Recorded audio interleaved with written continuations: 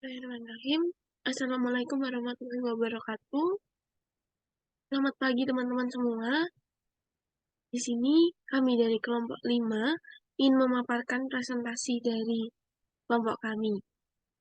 Kelompok 5 yang berisikan anggota, yang pertama ada Yogi Firmansyah dengan NIM 4193, Fabriska Aulia Marina Putri, NIM terakhir 4094, dan Nisita Naswari berNIM 4024. Mungkin langsung ke materi teman-teman. Model pertanyaan dalam riset keputusan pelanggan dan skala pengukurannya.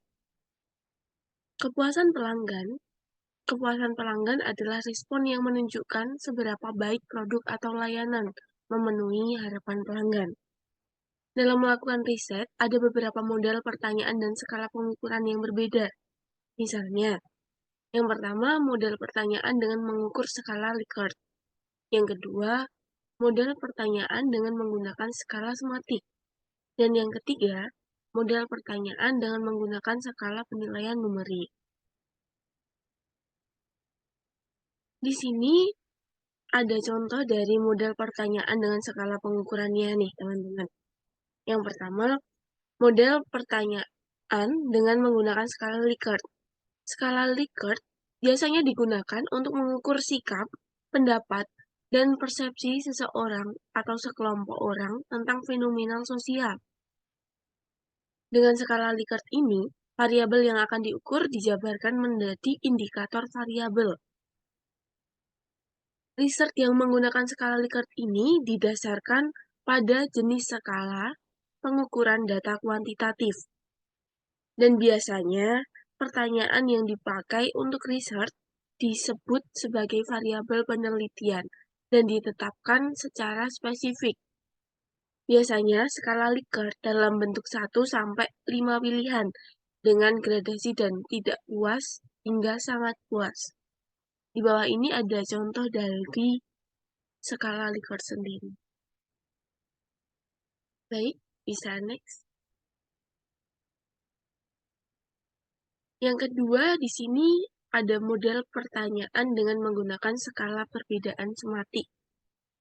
Skala sematik yaitu merupakan skala yang digunakan untuk mengukur sikap berisikan serangkai karakteristik bipolar atau dua kutub seperti panas dingin gitu.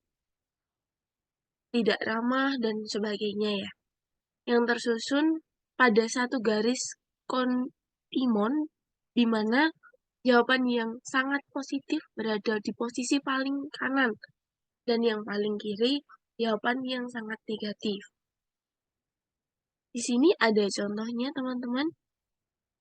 Jadi seperti contoh tidak ramah. Di sini ada penilaian yang pertama, penilaian paling rendah, dan yang paling kanan, penilaian paling tingginya.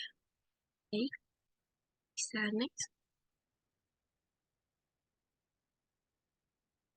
Baik, yang ketiga ada model pertanyaan dengan menggunakan skala penilaian numerik.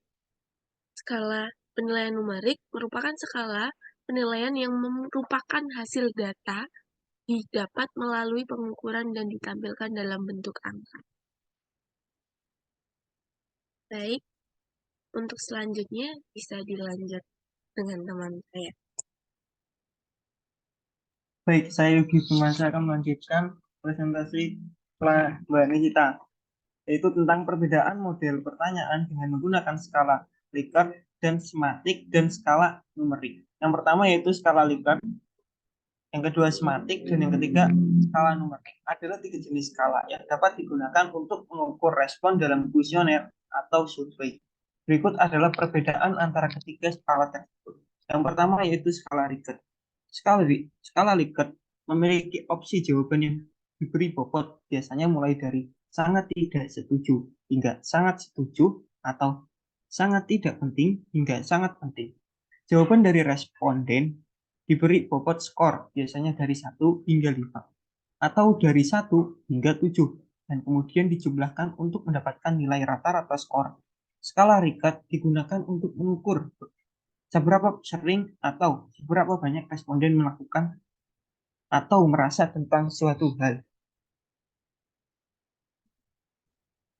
Yang kedua, dari perbedaan model pertanyaan dengan menggunakan skala Likert, skala sematik, dan skala numerik. Yang kedua yaitu skala sematik. Skala sematik juga memiliki opsi jawaban yang diberi bobot. Namun opsi jawaban biasanya berupa kata-kata atau frasa seperti sangat buruk, buruk, sedang, baik, dan sangat baik. Jawaban responden juga diberi skor bobot, biasanya dimulai dari angka 1 hingga 5 atau dari angka 1 hingga 7, dan kemudian dijumlahkan untuk mendapatkan nilai rata-rata skor. Skala sematik digunakan untuk mengukur seberapa baik atau buruk suatu hal atau layanan. Yang ketiga yaitu skala numerik. Skala numerik meminta responden untuk memberikan angka sebagai jawaban. Skala ini cocok untuk pertanyaan yang memerlukan pengukuran kuantitatif atau numerik, seperti umur, pendapatan, tinggi badan, ataupun lainnya. Dalam kesimpulan, ketiga jenis skala tersebut memiliki perbedaan dalam cara responden memberikan jawaban dan kecocokan dalam penggunaan tergantung pada jenis pertanyaan yang diajukan. Selanjutnya akan diteruskan oleh Mbak Febrizka Ina.